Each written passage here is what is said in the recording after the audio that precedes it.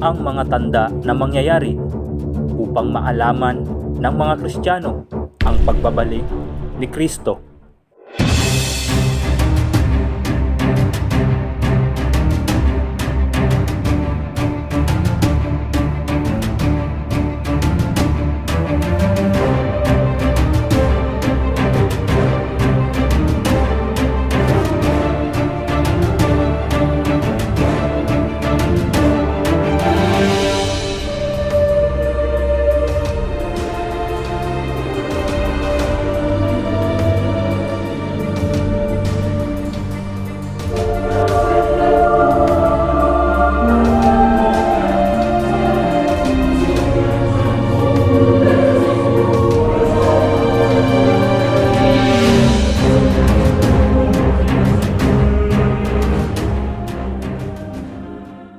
Narito, ang inyong bahay ay iniiwan sa inyong wasak, sapagkat sinasabi ko sa inyo, buhat ngayon ay hindi ninyo ako makikita hanggang sa inyong sabihin, mapalad ang pumaparito sa pangalan ng Panginoon.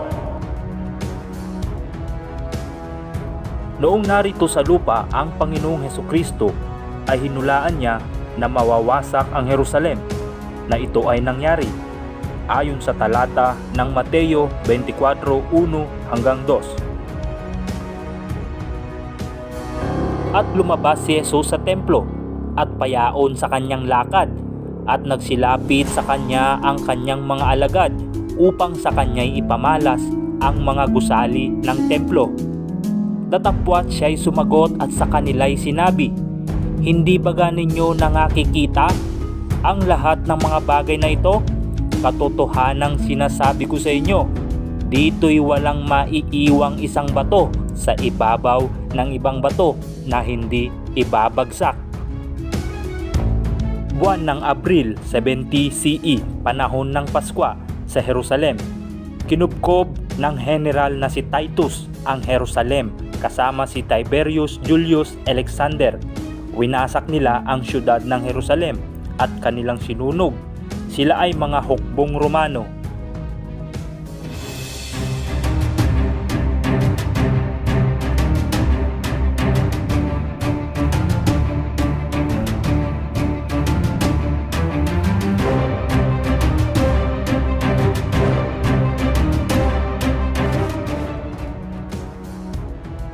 Ayon kay Josephus, isang Roman Jewish historian, ay mayroong mahigit 1 milyong katao ang napatay sa Jerusalem.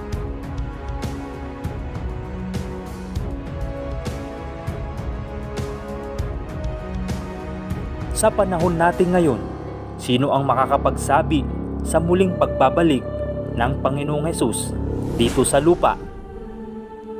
Walang sino man na tao ang makapagsasaysay ng mga bagay na iyon, kundi ang mga banal na kasulatan. Sa ating mga tinatawag na Kristiyano ay naniniwala tayo na babalik muli si Kristo, at ito rin naman ay kanyang ipinangako ayon sa Juan 14:28. Narinig ninyo kung paanong sinabi ko sa inyo, papanaw ako at paririto ako sa inyo. Kung ako'y inyong iniibig, kayo'y mga gagalak dahil sa ako'y pasa sa Ama, sapagkat ang Ama ay lalong dakila kaysa sa akin.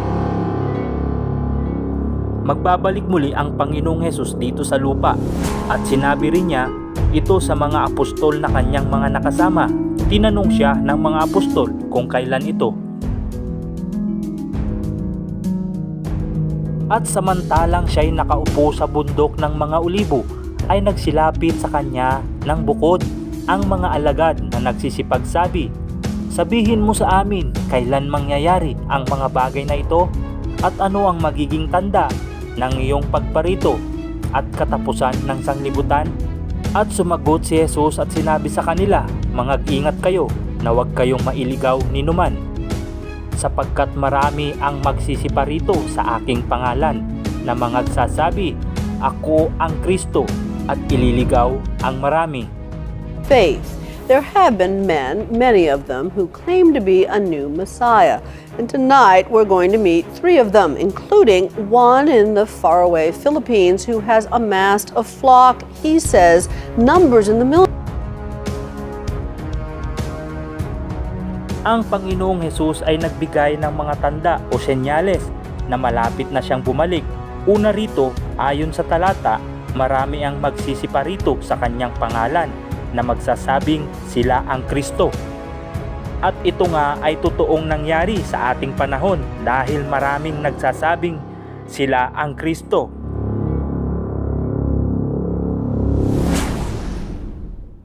At mga karinig kayo ng mga digmaan at mga alingaw-ngaw ng mga digmaan.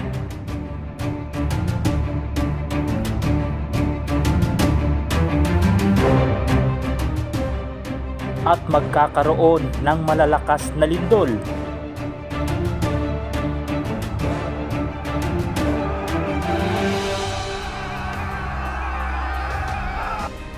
At sa iba't ibang dako ay magkakagutom. At magkakasalot at magkakaroon ng mga bagay na kakilakilabot at ng mga dakilang tanda mula sa langit. Maging ang pagsabog ng mga bulkan. Kung ang mga siyentipiko ay may paliwanag sa pagsabog ng mga bulkan dahil sa pinag-aaralan nila ito, mas maniniwala naman tayo na ang Diyos na makapangyarihan lamang ang makakagawa nito, na siya lamang ang may kakayahang kontrolin ang bulkan. Ayon sa talata ng awit, na siyang tumitingin sa lupa at nayayanig, kanyang hinihipo ang mga bundok at nagsisiusok. Maging ang mga lindol ay siya ang may kontrol, na siyang naglilipat ng mga bundok at hindi nila nalalaman pagka nililiglig niya sa kanyang pagkagalit, na siyang umuuga ng lupa sa kanyang kinaroroonan at ang mga haligi nito ay nangayayanig. Ayon sa talata, significant ng galit ng Diyos ang lindol. Sa pagbabalik muli ng Panginoong Hesus dito sa lupa, ay maghahari siyang muli kasama ng mga banal. At ang mga patay na banal ay mabubuhay na mag-uli upang kasama ni Kristo na maghari at sila'y makapangyarihan at maglakbay kahit saan nila gusto pumunta upang mangaral ng salita ng Diyos. Sa panahong pagbabalik ng Kristo ay wala si Satanas dahil ikukulong ng Diyos, at siya'y ibubulid sa kalaliman at sinarhan at tinatakan ito sa ibabaw niya upang huwag nang magdaya sa mga bansa.